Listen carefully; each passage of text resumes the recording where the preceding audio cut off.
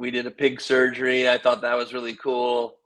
Then he said, I got to go check on a project, so we got to go over the barn. And we went over the barn, and he put on a big long glove up to his shoulder and lifted up the tail of a cow and stuck his arm all the way to his armpit. And I said to him, if you want to be a small animal doctor, do you have to do that? And he goes, everybody has to do that.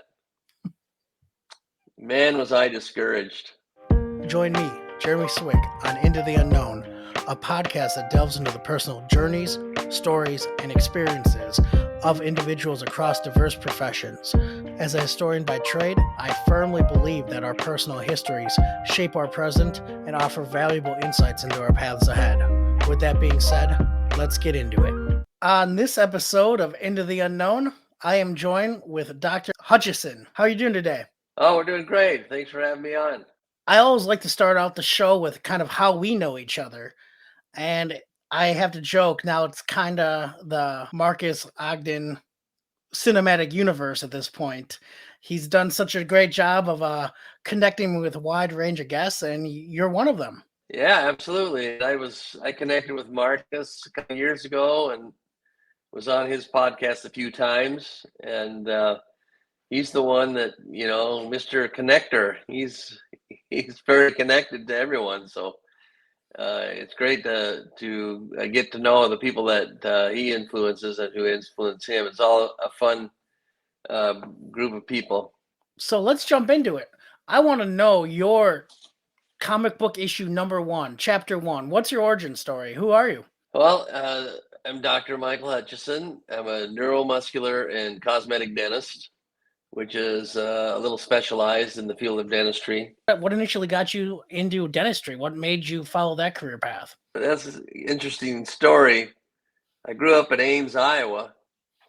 My dad was an exercise physiologist, one of the first in the country at Iowa State University. And naturally, he played high school basketball. He was offered a scholarship for college, but he just didn't want to do that. He wanted to get married to my mom, and he wanted to pursue a sports announcer career. And so as things go, you end up, really in a career that really works for you. And the sports announcer didn't really work for him, but he became world renowned in exercise physiology. But because of that, we were avid sports family. We all played sports. We had season tickets to every sporting event at Iowa State. And Iowa State happened to be the top veterinary school in the United States back then when I was in high school in the 70s. And that's kind of what I wanted to do. I loved animals. I wanted to be a doctor. So I went up to the school with a friend from church who was in the program. And we did a pig surgery. I thought that was really cool.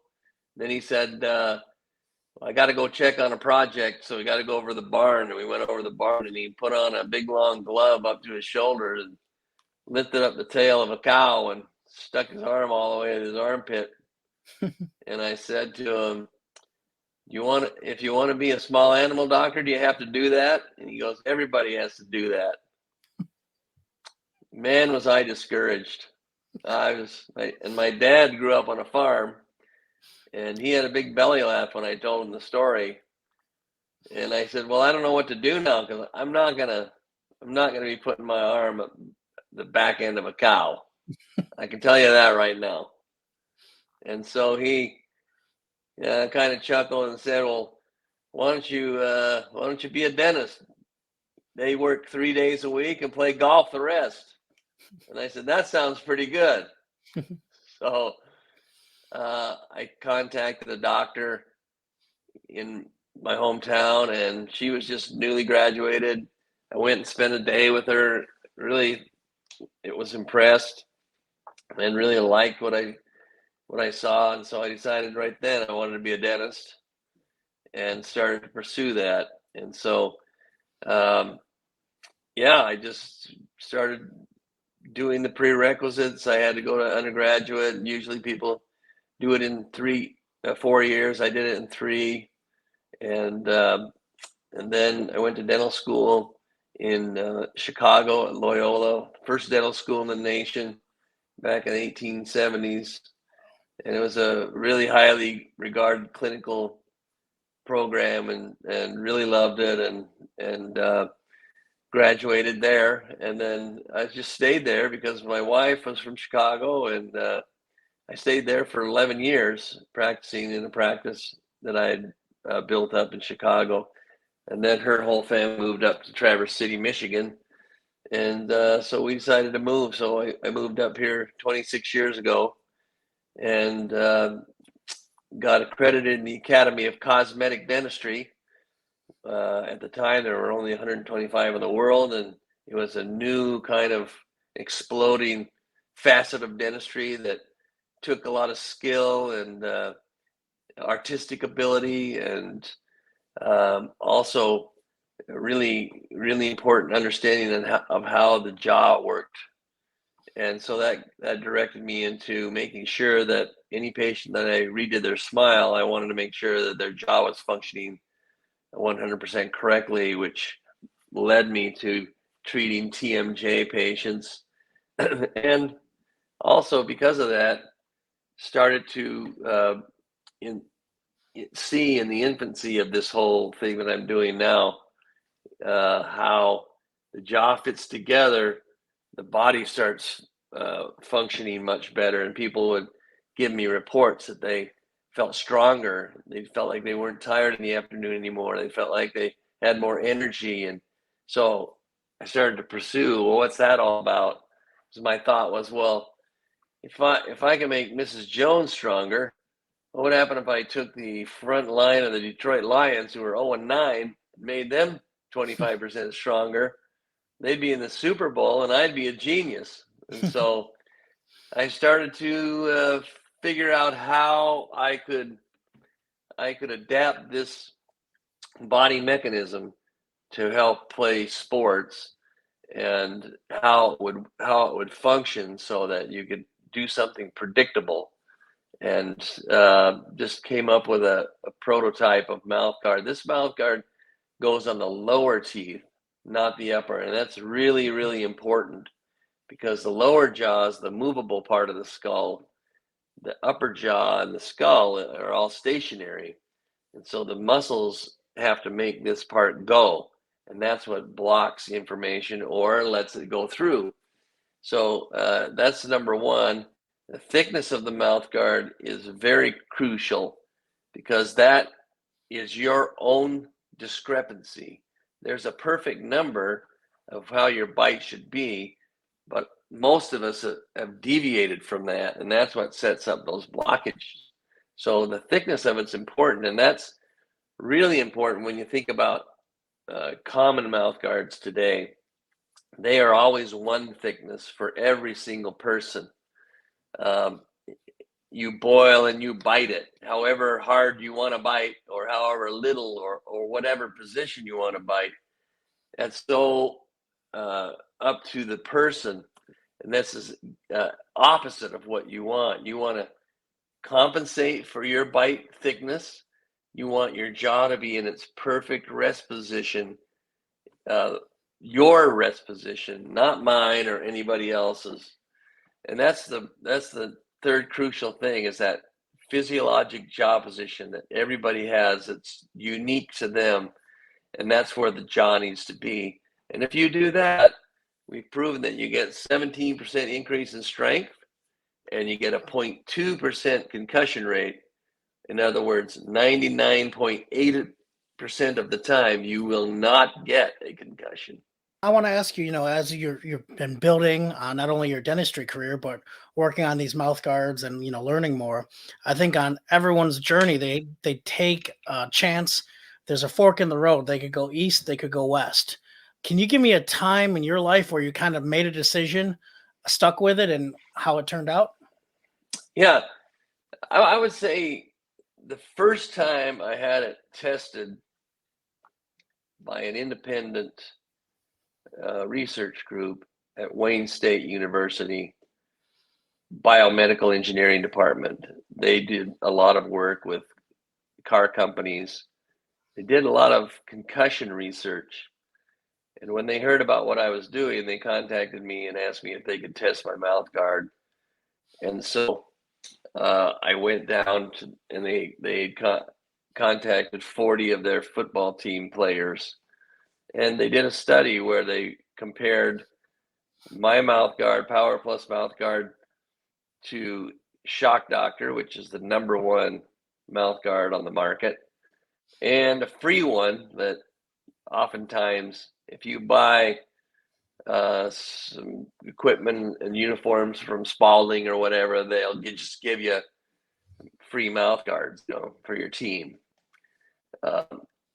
Those are usually the cheap ones that are $1.50, $2, whatever. And then no mouth guard.